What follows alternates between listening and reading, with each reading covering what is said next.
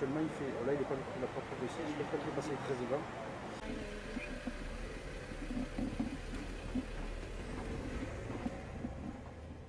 Même si on reste opérationnel toute l'année et que nos camions feux de forêt sont disponibles toute l'année, à partir du mois de février, on va commencer à mécaniser le bataillon. Ce qui veut dire qu'il va y avoir des entraînements individuels, puis collectifs. On les envoie répéter dans les collines par petits groupes de camions pour mécaniser les gestes, s'habituer à travailler en groupe constitué et surtout travailler la sécurité.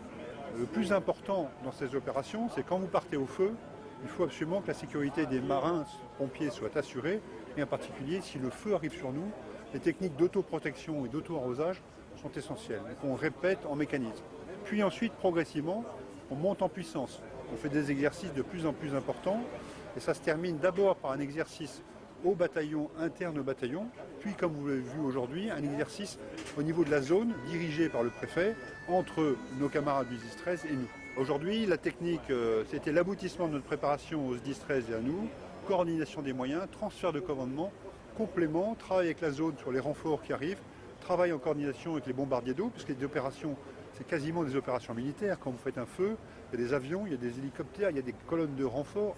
Vous imaginez bien qu'un feu qui se déplace à plusieurs kilomètres heure, quand vous décidez d'envoyer des camions pour essayer de se mettre en ligne de défense, un camion de 18 tonnes, des colonnes entières de 30-40 camions, ça met plusieurs heures à se déplacer. Donc tout ça, ça s'anticipe, tout ça, ça s'organise, tout ça se mécanise au niveau à la fois du simple pompier, marin-pompier ou sapeur, mais aussi au niveau des groupes, au niveau du commandement et au niveau du préfet.